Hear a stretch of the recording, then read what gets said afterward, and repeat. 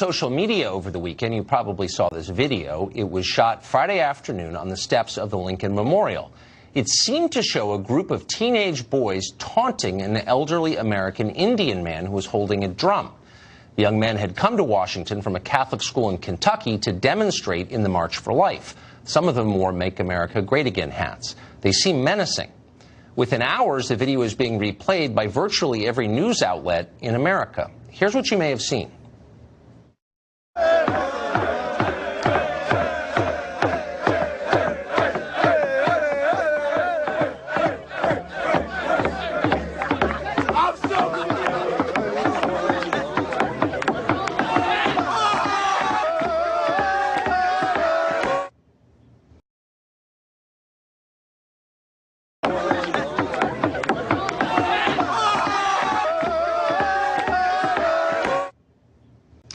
Well, the American Indian man with the drum you just saw is called Nathan Phillips, and he described the young men he encountered, the ones in the hats, as aggressive and threatening, essentially shock troops for Donald Trump. Watch.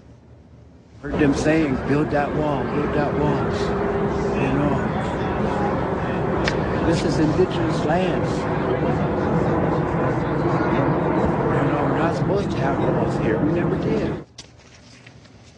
Well, it's hard to remember the last time the great American meme machine produced a clearer contrast between good and evil. It was essentially an entire morality play shrunk down to 4 minutes for Facebook. On the one side, you had a noble tribal elder, weather-beaten, calm, and wise. He looked like a living icon. You could imagine a single tear sliding slowly down his cheek at the senselessness of it all. And on the other side, you had a pack of heedless, sneering young men from the South, drunk on racism and white privilege. The irony was overwhelming. The indigenous man's land had been stolen by the ancestors of these boys in MAGA hats, and yet they dared to lecture him about walls designed to keep people who looked very much like him out of what they were calling their country. It was infuriating to a lot of people. At the same time, it was also strangely comforting to those who watched it from Brooklyn and L.A. The people who run this country have long suspected that Middle America is a hive of nativist bigotry, and now they had proof of that. It was a cause for a celebration of outrage, because there's nothing quite as satisfying as having your own biases confirmed. But did the video really describe what happened? That should have been the first question that journalists asked. Checking facts and adding context is what journalists are paid to do. It's in the first line of the job description. And yet, amazingly, almost nobody in the American media did that. And that's a shame, because there was a lot to check. The full video of what happened on Friday in Washington is well over an hour long. The 4 minutes that made Twitter don't tell the story, but instead distort the story. A longer look shows that the boys from Covington Catholic in Kentucky were not a roving mob looking for a fight. They were, in fact, and it shows it on the tape, standing in place waiting to be picked up by a bus. As they waited there, members of a group called the Black Hebrew Israelites, that's a black supremacist organization, began taunting them with racial epithets. And then Nathan Phillips, the now famous American Indian activist, approached them, pounding on his drum. Now, the footage seems to suggest that the boys were unsure of whether Phillips was hostile or taking their side against the Black Hebrew Israelites. But in any case, there is no evidence at all that anybody said, build a wall. Here's a selection of what didn't make social media.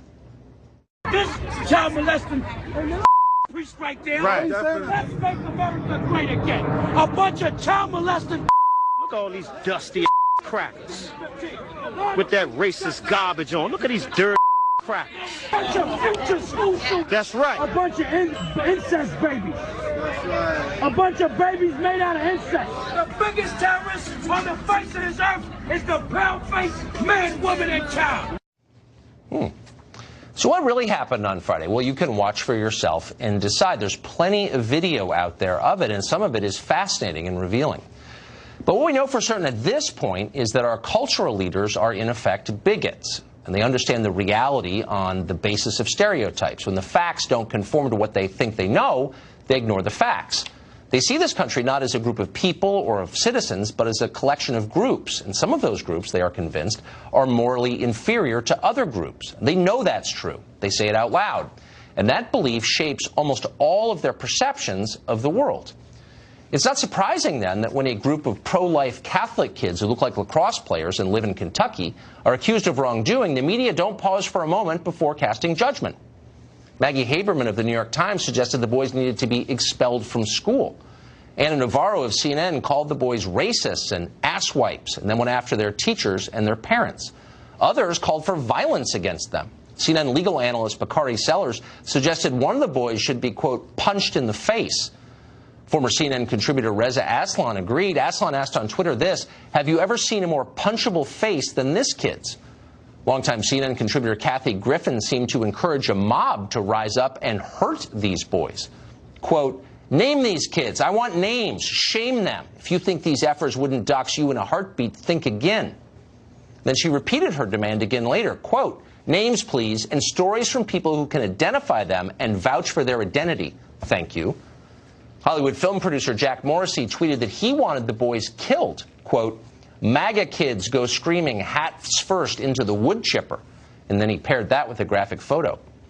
Actor Patton Oswalt linked to personal information about one of the boys in case anyone wanted to get started on that project. Meanwhile, Twitter, which claims to have a policy against encouraging violence, stood by silently as all of this happened. But in case you think the response was entirely from the left, you should know that the abuse was bipartisan. It wasn't just left versus right. It was the people in power attacking those below them as a group. Plenty of Republicans in Washington were happy to savage the Covington kids, probably to inoculate themselves from charges of improper thought. Bill Kristol asked his Twitter followers to consider, quote, the contrast between the calm dignity and quiet strength of Mr. Phillips and the behavior of MAGA brats who have absorbed the spirit of Trumpism. And then, when the actual facts emerged, Kristol quietly deleted his tweet. He never apologized, of course. He hasn't apologized for the Iraq War either. There's no need. People keep giving him money. National Review, meanwhile, ran a story entitled, The Covington Students Might As Well Have Spit on the Cross. That story has since been pulled, too, but not before the author admitted he never even bothered to watch all of the videos. He knew what he knew, and that was enough. What's so interesting about the coverage of Friday's videos was how much of it mentioned something called privilege. Alex Kranz, who's an editor at Gizmodo, for example, wrote this: from elementary school through college, I went to school with sheltered upper-middle-class white boys who could devastate with a smirk, a facial gesture that weaponized their privilege. Infuriatingly, you can't fight that effing smirk with a punch or words. We saw that as Trump smirked his way through the election, and we'll see it as that boy from Kentucky's friends, family, and school protect him. I effing hate that smirk. It says, I'm richer, I'm white, and I'm a guy. What's so fascinating about all of these attacks is how inverted they are. These are high school kids from Kentucky. Do they really have more privilege than Alex Kranz from Gizmodo? Probably not. In fact, probably much less. They're far less privileged, in fact, than virtually everyone who has called for them to be destroyed on the basis that they have too much privilege. Consider Kara Swisher, for example. She's an opinion columnist of the New York Times. Swisher went to Princeton Day School, and then Georgetown, and then got a graduate degree at Columbia. She has become rich and famous in the meantime by toadying for billionaire tech CEOs. She's their handmaiden. Nobody considers her very talented, and she's somehow highly influential in our society. Is she more privileged than the boys of Covington Catholic in Kentucky? Of course she is. Maybe that's why she feels the need to call them Nazis, which she did repeatedly. So what's actually going on here? Well, it's not really about race. In fact, most of the stories about race aren't really about race. And this is no different. This story is about the people in power protecting their power and justifying their power by destroying and mocking those who are weaker than they are. Why? Simple. Our leaders have not improved the lives of most people in America. They can't admit that because it would discredit them. So instead, they attack the very people they have failed. The problem, they'll tell us, with Kentucky isn't that bad policies have hurt the people who live there. It's that the people who live there are immoral because they're bigots. They deserve their poverty and their opioid addiction. They deserve to die younger. That's what our leaders tell themselves. And now that's what they're telling us. Just remember, they're lying when they do.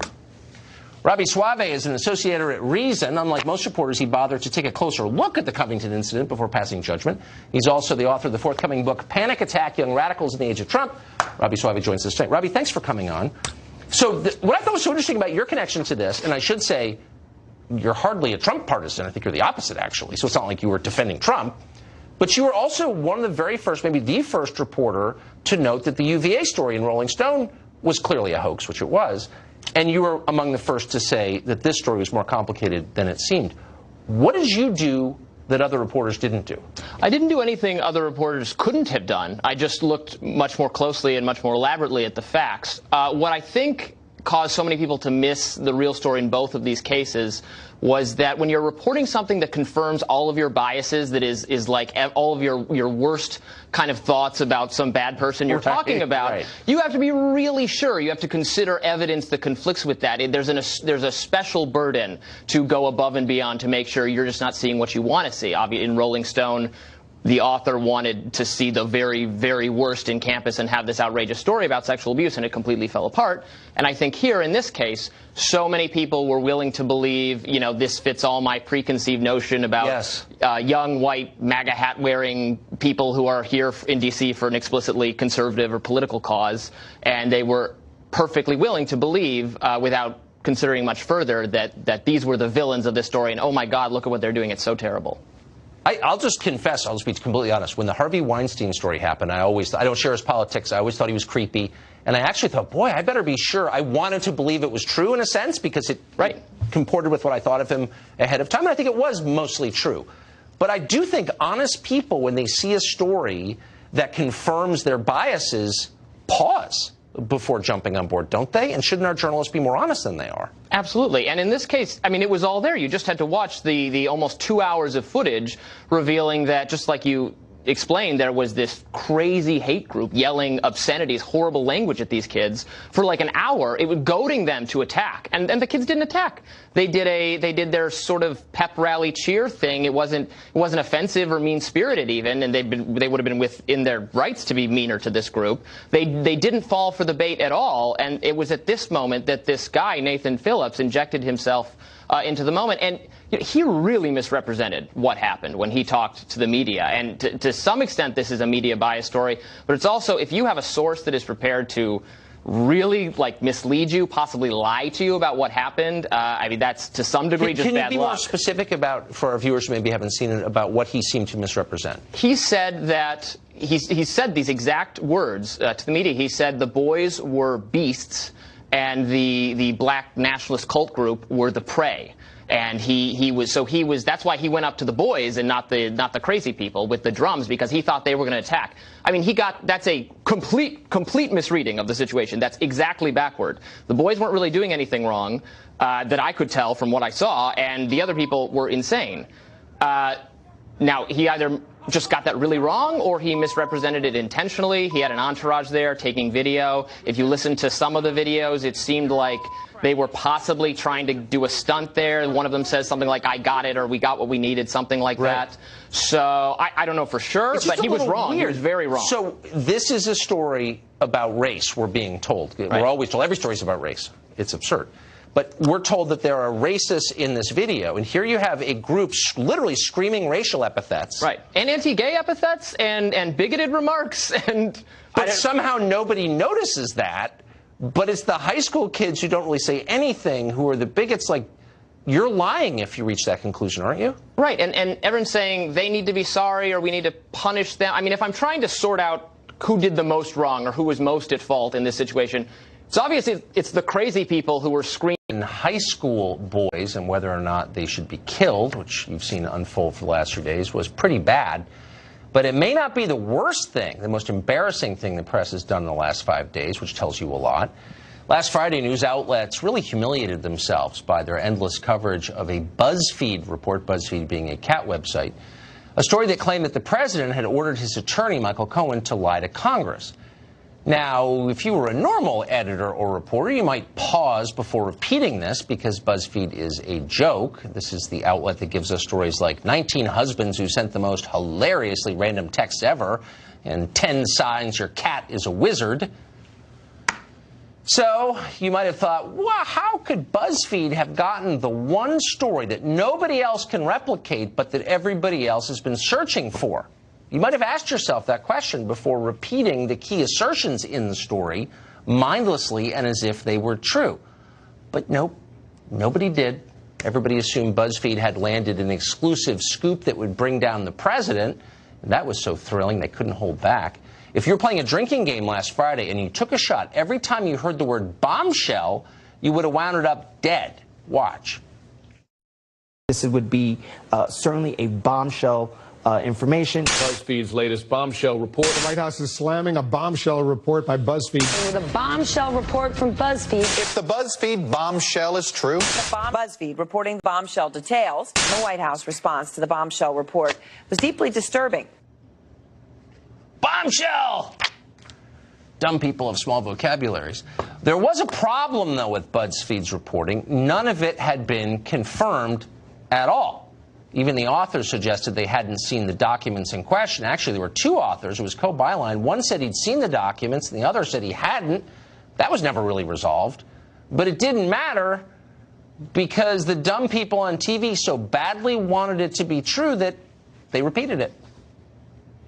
A story that, if true, could lead to his impeachment. If true, it could be a really big deal. If true, obviously we ourselves have not corroborated any of this. But if it is true, and it's a big if, this would be a smoking gun. If true, important caveat, if true. If this is true, if this BuzzFeed story is true, this is absolutely impeachable. If true, the two most important words in Washington today. If this report is true, it appears to be the clearest evidence yet of obstruction of justice. If true, could very well put in motion Donald Trump's impeachment. If true. If true. It's actually a pretty tricky rhetorical stunt. If you think about it, you could preface any statement with, if true, and then go ahead to accuse anybody of anything without any evidence at all. Of course, you'd just be speculating, but wild speculation is exactly what the press did all day last Friday. Between them, CNN and MSNBC mentioned the word impeachment nearly 200 times in one day. In the end, if true, turned out to be not true at all. We know this because late Friday, the Mueller investigation itself issued a rare statement calling BuzzFeed's reporting inaccurate. Talk about a bombshell, you might say. The Mueller team almost always refuses to comment publicly about things it is doing. It was a humbling moment for the press. They were not humbled, though. How do we know? Because on Meet the Press, Chuck Todd, the host, said the problem wasn't that the press was foolish and reckless and bad at their job of reporting, and the story wound up being untrue. That wasn't the real problem. No, the real problem was that having an untrue story exposed might help conservatives. The problem is the fake news problem. Anytime that somebody gets something so spectacularly wrong and everybody piles on, it furthers the narrative that this is yet another American institution that the people of our country can't trust.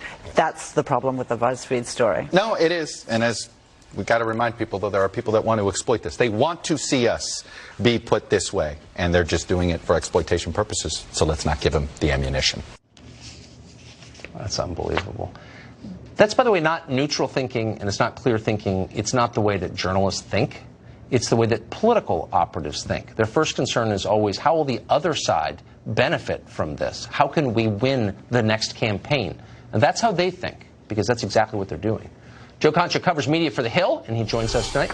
So, Joe, do you think that the real problem with BuzzFeed is that it has given rise to segments like this where mean right-wingers on Fox News criticize NBC? Is that really the core problem of the story, would you say? Well, Tucker, let me address Chuck Todd there, because people don't realize this, but he's not only the moderator of Meet the Press, but he is also the political director of NBC News. So here's the thing. Everybody, all those anchors and pundits you just show had ample warning that there was a serious problem with this story, because on Friday morning, before all the impeach and if truths came out, as you mentioned, you had Anthony Cormier, who was one of the authors in this piece on CNN, saying he hadn't seen the evidence that was used as a foundation for the story. And then minutes later on MSNBC, Jason Leopold, the other author on here, said he had seen the evidence. That is your red flag right there, where Chuck Todd, as a political director, then needs to get the troops together and say, guys, look, our own news organization, NBC News, could not verify this report independently, and therefore we should go about this with extreme caution. Instead, you mentioned the number nearly 200 times. On MSNBC alone, the word impeach or impeachment was said 97 times. That falls at Chuck Todd's feet as a political director when in the morning meeting, morning editorial meeting, he should have made sure that didn't happen. And on CNN, same thing. They couldn't verify the report independently, and it was said on there 82 times. And now look, where are we at now? Jason Leopold, the other reporter in the story who said he saw the evidence, is like Edward Snowden. You can't find him. He hasn't tweeted for 3 days. He hasn't written any tweets anyway, and he isn't doing any interviews. You see Ben Smith on CNN yesterday, but you don't see him. So Cormier has always struck me as a real reporter, you know, actually, to be honest about it. But this Leopold kid has like a long history of really reckless behavior. I mean, he's the one who publicly reported, and it turned out to be false, that Karl Rove had been indicted. I think he was fired for plagiarism another time. You guy's a political activist. Why would you ever put someone like that on a story of this magnitude? Precisely. And it's funny because with Leopold and so many in the media, the mistakes only seem to go one way towards Republicans or conservatives or Trump in this case. I mean, ask yourself this question. When was the last time you saw a major media outlet make a mistake or a major error in a story about a Democratic lawmaker? I'm racking my brain. That's such a good point. I think a couple of years ago. Yeah. Yeah. I've only been watching for 30 years. I've never seen that happen. Ever. Not one time. By the way, will you keep a list? I mean, I want to be honest about it. You know, if you see Nancy Pelosi unfairly impugned by Chuck Todd, will you let me know and we'll do a segment on it? Just to correct the record. I'll be all over. And by the way, Glenn Greenwald has a great piece today in The Intercept. He lists 10 major stories that the media has gotten wrong on Russia. So this isn't a one-off like it's being portrayed by some that are saying, oh, this is just an excuse to attack the media. We've seen this over and over and over again. And as I mentioned, going in the same direction. I don't think there's anyone braver than Glenn Greenwald. Joe, thank you very much. He's great. Good to see you. Thank you. We've got more on that BuzzFeed report ahead. They're still saying it's true. They're not proving it. That's weird. Some Democrats want it investigated, though, even after it's pretty conclusively shown to be false. How does that work? We'll tell you after the break.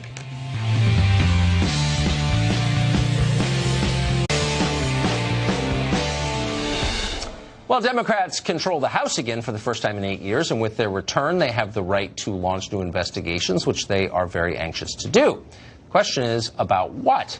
House Intelligence Committee Chairman Adam Schiff says even though the Mueller investigation itself has disputed the absurd report by the absurd cat website BuzzFeed that ran on Friday, he still wants his own investigation of that discredited story. Watch. Are you still going to investigate the claims? Absolutely. Absolutely. Congress has a fundamental interest in two things. First, in getting to the bottom of why a witness came before us and lied, and who else was knowledgeable that this was a lie. Meanwhile, over in the House Judiciary Committee, Democrat Joe Neguse says he wants to investigate Supreme Court Justice Brett Kavanaugh for perjury, despite the lack of any actual known lies in Kavanaugh's testimony. Well, that'll be interesting. Richard Goodstein is an attorney, a former advisor of Bill and Hillary Clinton, and he joins us tonight. Look, let me just say, they won the House, and they have subpoena power, and they can go crazy if they want. I'm just wondering, of all the things you can investigate, why would you investigate a BuzzFeed story that the independent counsel himself says is untrue, unless, and here's the twist, because I am a conspiracy nut now, maybe Mueller is secretly working for Trump. So I think what Schiff is saying is not, I'm going to investigate the BuzzFeed story. He's saying, I want to investigate whether Michael Cohen lied and who knew about it. Now, that's not an easy thing to get to the bottom of, because you've got, presumably, a client and his lawyer. That's a hard thing to pierce. You know, the suggestion of BuzzFeed was that there's documentary evidence to support it. We'll see. And that's where Schiff can come in handy, because he has the ability to show to the public what's real and what's not. And it's the whole thing about the Russia investigation. We will see public testimony from people who were in the Trump Tower meeting, people who dealt with Russians, Manafort, maybe, for sure Don Jr. if he doesn't take the fifth, Jarrett, same thing, Roger Stone, same thing, who we know were dealing with Russians. Right, okay, but I just wonder if... And we haven't seen them yet publicly. Should we oh man, it's been so many years now, but... shouldn't we pause and acknowledge reality once in a while, even in D.C.? So there was this amazing exchange between Martha Raddatz and Kirsten Gillibrand, who I guess is a U.S. senator, hard to believe, person of her abilities. But she is. And she was asked, what do you make of this discredited BuzzFeed story? The independent counsel shot it down. And she looks right into the camera and says, I think we need to investigate it. Like she's just got the talking point on tape and she can't adjust to new facts. Does that give you pause?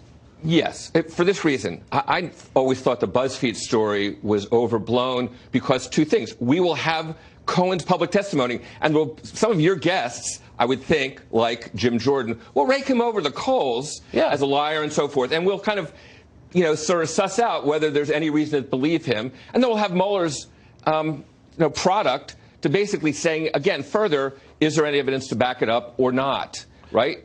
And so whether what BuzzFeed wrote up is frankly irrelevant, and I don't know why a U.S. Senator would... But it also is so... I mean, I agree with you completely. I mean, the whole website's a joke, right? Obviously. But the fact that it's taken seriously by people and the kind of glee that people showed at the prospect of getting Trump... Yeah.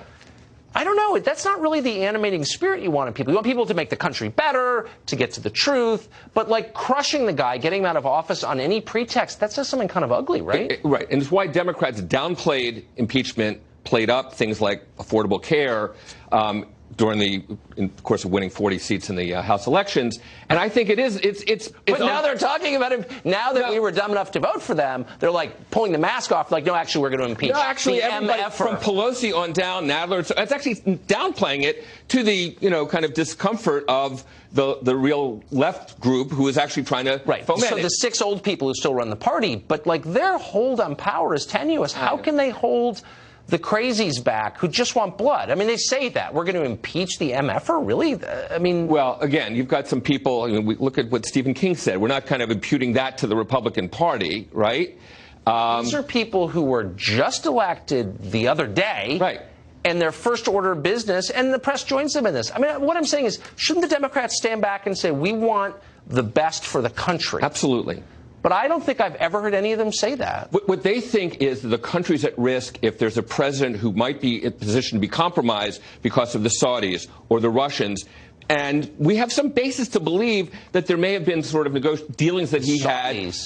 Really? Absolutely. And even the fact that there's some indication that if it was not outright money laundering, he was taking money. The Saudis, really? How much who's taken more from the Saudis, would you say?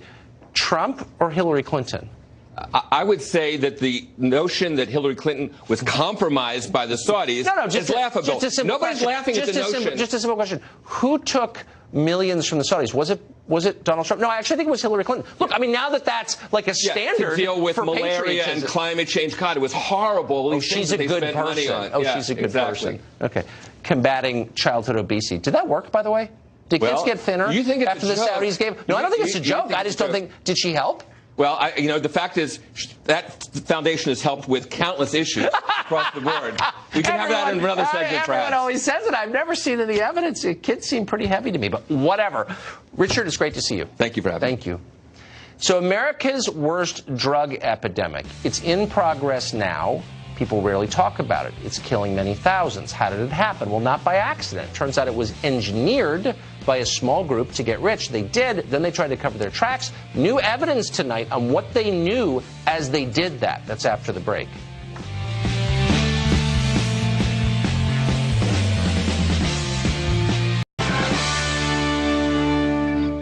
The current opioid epidemic is the deadliest drug crisis in this country's history, and every year the number of deaths rises.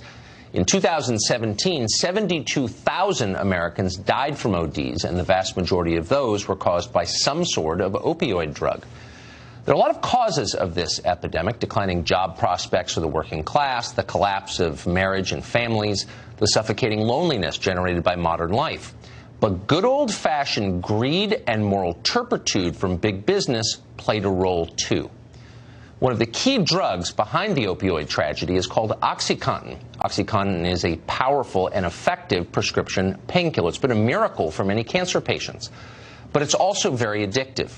Thousands of Americans have received prescriptions for OxyContin after surgery or for chronic pain and have wound up addicted to it.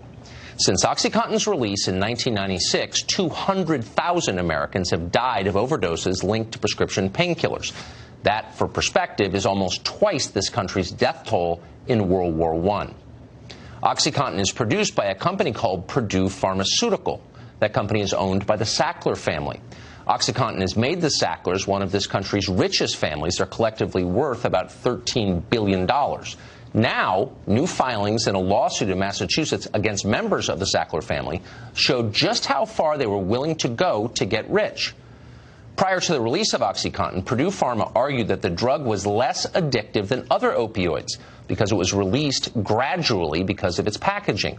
They had no proof this was true, and of course it turned out not to be true at all. OxyContin was and is, again, remarkably addictive, but it didn't matter. Purdue sales reps were told to claim the drug had an addiction risk of less than 1%. At the drug's launch, Richard Sackler boasted about how successful the drug would be. Quote, "The launch of OxyContin tablets will be followed by a blizzard of prescriptions that will bury the competition. The prescription blizzard will be so deep, dense, and white." Well, he was right. That blizzard came, and people began to die. The Sacklers didn't appear to care. In 1997, Richard Sackler deduced that doctors were prescribing OxyContin more often because they had the mistaken belief that it was weaker than morphine. In fact, OxyContin is stronger than morphine. Purdue personnel were told to suppress this fact to keep the prescriptions flowing. In 2001, a federal prosecutor noted that 59 overdose deaths had occurred in his state alone. Sackler's response in an internal company memo, quote, "This is not too bad. It could have been far worse." The company refused to take responsibility for the people it was killing, so they went after the addicts themselves. In 2001, Richard Sackler said this in an internal memo, quote, "We have to hammer on abusers in every possible way. They are the culprits and the problem. They are reckless criminals," unquote. As the crisis worsened, Purdue continued to deny the addictiveness of their pills, saying the epidemic was simply a matter of immorality on the part of individual users. Meanwhile, year after year, the Sacklers kept pushing their company to sell more and more painkillers. Sales personnel were pressured to market OxyContin to doctors for all kinds of ailments and at higher and more addictive doses. If prescriptions didn't rise fast enough, sales reps were threatened with termination. And of course, they got the message. OxyContin salesmen held sometimes daily meetings with physicians, urging them to prescribe more and more OxyContin. Several doctors the company lobbied eventually lost their licenses for malpractice for following this advice. When some of the more ethical doctors expressed concerns about addiction, the company placated them by saying their patients actually suffered from, quote, pseudo-addiction. That was in a condition they claimed could be treated with, you guessed it, more OxyContin. Meanwhile, Raymond Sackler meddled with the company's advertisements. He was angry they didn't portray OxyContin positively enough. Purdue only discontinued direct sales efforts for OxyContin in February 2018, less than a year ago. How many lives might have been saved if they'd stopped earlier, or if they never lied at all? Those are pointless questions. Now they didn't care. They were getting rich. Another caravan coming for the U.S.-Mexico border. That border remains unsecured by a government with a broken immigration system. A lot of things happening there that people in Washington are denying. We'll talk to someone who was just there, who's got the latest and the truth about our southern border after the break.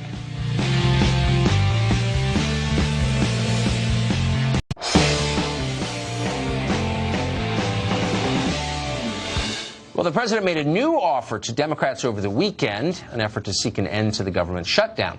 Meanwhile, another Central American caravan headed for our southern border. Trace Gallagher has more on both those unfolding stories. Trace? Hi, Tucker. Now that Democrats have dismissed President Trump's compromise plan, the president is labeling House Speaker Nancy Pelosi a radical, saying that she is irrational. So on day 31, the partial government shutdown is no closer to ending, and the president's attempt at gaining support on the left may have caused a bit of anxiety on the right. Mr. Trump offered to temporarily extend protections for DACA recipients, those who were brought to the country illegally as children, but now conservatives are accusing the president of embracing amnesty. The president shot back that his offer was temporary, not permanent, quoting here, "No, amnesty is not part of my offer. Amnesty will be used only on a much bigger deal, whether on immigration or something else." And now some GOP senators want to get the president's proposal on the Senate floor. Not that it has the 60 votes necessary to pass, but as a way to get debate rolling. Meantime, as thousands of Central American migrants continue their trek toward Tijuana with hopes of getting into the U.S., thousands of other migrants are taking Mexico up on its offer of asylum. Mexico says almost 3,700 people have now registered for temporary status. And following a series of cartel attacks on Mexican police, the U.S. government has now issued a security alert for Juarez, Mexico. That is just across the Rio Grande from El Paso. U.S. government personnel are now being told to avoid all police and law enforcement agencies in and around the city of Juarez. Tucker. Amazing. Trace Gallagher, thank you very much for that. Yep. Well, the administration has warned that dangerous elements from across the world could be sneaking across the Mexican border into the U.S. The geniuses in the press corps, of course, scoff at that idea. It's insane. He seized on a conservative newspaper report, itself with very vague sourcing, that prayer rugs have been found at the border. A racist innuendo that Muslims are sneaking across the border, that's literally a plot point from an action movie. When he says that Muslims are asleep, what is that saying? Oh, terrorists. So let the record reflect, Don Lemon does not believe it. Don Lemon also tells us that Islam is a race. Rush to your dictionary after this segment. But what's the truth, more pressingly? Buck Sexton would know. He's a former CIA analyst, currently with the Hill newspaper. He was just at our southern border, and he joins us tonight. But Don Lemon doesn't buy this at all. Is it true, though, despite his skepticism, that dangerous people could be coming across? When I was right at the Tijuana, Tijuana-San Diego border, I saw a room full of Bangladeshis who had just been taken into custody in the last 24 hours. So I would want to explain to them that apparently there are no Muslims sleeping. Did you feel guilty when you saw that? No. You feel like I'm a bad person for seeing this. Maybe I should take Don Lemon's advice and forget I ever saw it. Well, it's fascinating because it shows you just how widespread, how far-reaching the problem really is now of exploiting loopholes in the system. By the way, they all showed up, Tucker, claiming asylum. So they show up at our southern border, they turn themselves in at the border, but they know that they're now entering this process where they'll say they have a credible fear. Bangladeshis have a credible fear. Indians have a credible fear. Pakistanis, among many other people, by the way. They have Chinese nationals who are showing up doing this same thing, spending tens of thousands of dollars because they know that once they get processed and let free, they'll be in the interior of the United States and they're going to have to wait 2 to 5 years probably for the backlog of cases. And no judge at that point is going to let them go. And there are other scams and schemes that if you go to the border, you see that just aren't being reported on. So it sounds like if you just saw this standing there in San Ysidro in the Mexican border, it's not hidden information. So if you were a producer for like a 10 p.m. cable show on CNN, you could have got that information yourself as well, right? Yeah, it's more fun to just call Trump and everybody who wants border security a racist. One other just really quick, is Islam a race? No, it's not. But the left likes to conflate the two. They think of Islam as a non-white religious tradition. That's how they usually, even though there are people who are a Muslim faith who are as white as Lawrence of Arabia never existed. Yeah, I mean, there's a whole bunch of ways we can go on this. But also note that when you're at the border, there's no question, and I saw the border fence in action, working, and when you speak to Border Patrol, including people who like Trump and people who don't like Trump on Border Patrol, they'll tell you the numbers speak for themselves. You're talking about a night, and by the way, I took this photo the day we were there, the first day. This was 4 actually Mexican illegals crossing the fence. It was a double-layer fence. We caught them. I didn't catch them. I was just observing as a journalist, but Border Patrol caught them as they finally making landfall here on the U.S. side. But people were saying, well, see, this shows you that the fence doesn't work. And I said, no, they were caught within 30 seconds of crossing because of the sensors and the barriers and the fence. But it just goes to show you how widespread the problem is still at the border. When you can be there for a few hours, you are very likely to see illegal crossings happen. By the way, they had previous criminal records, which is the only reason that they didn't just turn themselves in and say, I want asylum. We had other people show up with a kid that, by the way, they may have either rented or recycled, which is now a tactic they use as well, where they pass children to people who don't actually, they're not family members, but people will rent their children into this process to make money and say, this is my child, because then they know they get special treatment when they claim asylum. So there's a lot of ways that people are gaming the system. But if you have a previous criminal record, the asylum thing's not going to work. So that's why they try to sneak over illegally. So if Gavin Newsom, the governor of California, promises you free health care, like, why wouldn't you do that? Well, wouldn't do that until the incentives change. And I would also note the state of California is openly hostile to border enforcement. And the state of California, and you speak to Border Patrol about this, and they're just, and these are guys in California, you'd think they're doing a job that people would be supportive of. California made it so that you couldn't have any California contractors involved in the upgrades of the very effective border fence, by the way. You had to get a Texas contractor, which costs just more money because they had to relocate, because California doesn't want anyone to have a hand in securing the border. It's just nuts, and people should know what the loopholes and the exploitations are. Buck Sexton, so interesting. Thank you for that. It was great. Good to see you, Tucker. We're out of time, sadly. We could do another hour, but we can't. Tomorrow night we'll be back, 8 p.m., the show that is the sworn enemy of lying, pomposity, smugness, and groupthink. Good news, though, Sean Hannity awaits.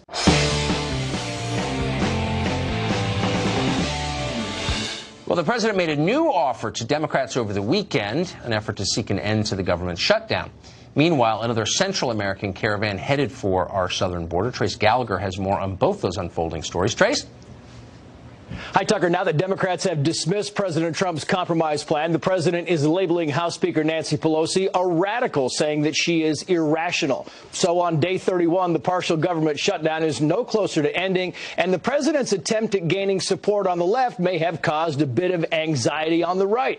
Mr. Trump offered to temporarily extend protections for DACA recipients, those who were brought to the country illegally as children, but now conservatives are accusing the president of embracing amnesty. The president shot back that his offer was temporary, not permanent, quoting here, "No, amnesty is not part of my offer. Amnesty will be used only on a much bigger deal, whether on immigration or something else." And now some GOP senators want to get the president's proposal on the Senate floor. Not that it has the 60 votes necessary to pass, but as a way to get debate rolling.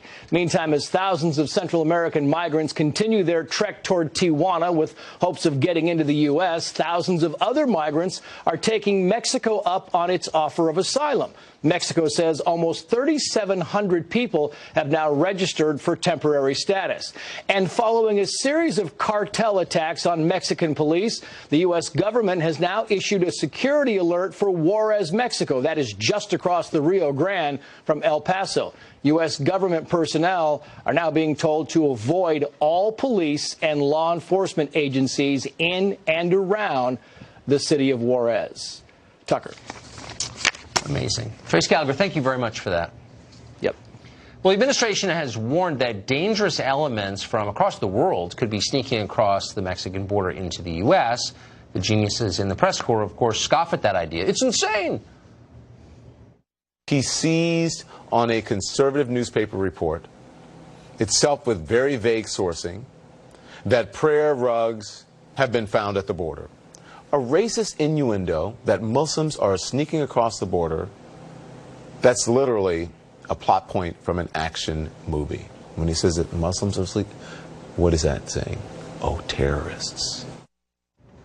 So let the record reflect, Don Lemon does not believe it. Don Lemon also tells us that Islam is a race. Rush to your dictionary after this segment. But what's the truth, more pressingly? Buck Sexton would know. He's a former CIA analyst, currently with the Hill newspaper. He was just at our southern border, and he joins us tonight. But Don Lemon doesn't buy this at all. Is it true, though, despite his skepticism, that dangerous people could be coming across? When I was right at the Tijuana, Tijuana-San Diego border, I saw a room full of Bangladeshis who had just been taken into custody in the last 24 hours. So I would want to explain to them that apparently there are no Muslims sleeping. Did you feel guilty when you saw that? No. You feel like I'm a bad person for seeing this. Maybe I should take Don Lemon's advice and forget I ever saw it. Well, it's fascinating because it shows you just how widespread, how far-reaching the problem really is now of exploiting loopholes in the system. By the way, they all showed up, Tucker, claiming asylum. So they show up at our southern border, they turn themselves in at the border, but they know that they're now entering this process where they'll say they have a credible fear. Bangladeshis have a credible fear. Indians have a credible fear. Pakistanis, among many other people, by the way. They have Chinese nationals who are showing up doing this same thing, spending tens of thousands of dollars because they know that once they get processed and let free, they'll be in the interior of the United States and they're going to have to wait 2 to 5 years probably for the backlog of cases. And no judge at that point is going to let them go. And there are other scams and schemes that if you go to the border, you see that just aren't being reported on. So it sounds like if you just saw this standing there in San Ysidro in the Mexican border, it's not hidden information. So if you were a producer for like a 10 p.m. cable show on CNN, you probably could have got that information yourself as well, right? Yeah, it's more fun to just call Trump and everybody who wants border security a racist. One other Wait, really... just really quick, is Islam a race? No, it's not. But the left likes to conflate the two. They think of Islam as a non-white religious tradition. That's how they usually, even though there are people who are a Muslim faith who are as white as Lawrence of Arabia never existed. Yeah, I mean, there's a whole bunch of ways we can go on this, but also note that when you're at the border, there's no question, and I saw the border fence in action, working, and when you speak to Border Patrol, including people who like Trump and people who don't like Trump on Border Patrol, they'll tell you the numbers speak for themselves. You're talking about a night, and by the way, I took this photo the day we were there, the first day. This was 4 actually Mexican illegals crossing the fence. It was a double-layer fence. We caught them. I didn't catch them. I was just observing as a journalist, but Border Patrol caught them as they finally making landfall here on the U.S. side.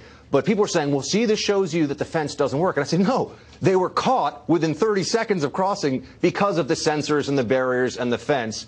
But it just goes to show you how widespread the problem is still at the border. When you can be there for a few hours, you are very likely to see illegal crossings happen. By the way, they had previous criminal records, which is the only reason that they didn't just turn themselves in and say, I want asylum. We had other people show up with a kid that, by the way, they may have either rented or recycled, which is now a tactic they use as well, where they pass children to people who don't actually, they're not family members, but people will rent their children into this process to make money and say, this is my child, because then they know they get special treatment when they claim asylum. So there's a lot of ways that people are gaming the system. But if you have a previous criminal record, the asylum thing's not going to work. So that's why they try to sneak over illegally. So if Gavin Newsom, the governor of California, promises you free health care, like, why wouldn't you do that? Well, I wouldn't do that. Until the incentives change. And I would also note the state of California is openly hostile to border enforcement. And the state of California, and you speak to Border Patrol about this, and they're just, and these are guys in California, you'd think they're doing a job that people would be supportive of. California made it so that you couldn't have any California contractors involved in the upgrades of the very effective border fence, by the way. You had to get a Texas contractor, which costs just more money because they had to relocate, because California doesn't want anyone to have a hand in securing the border. It's just nuts, and people should know what the loopholes and the exploitations are. Buck Sexton.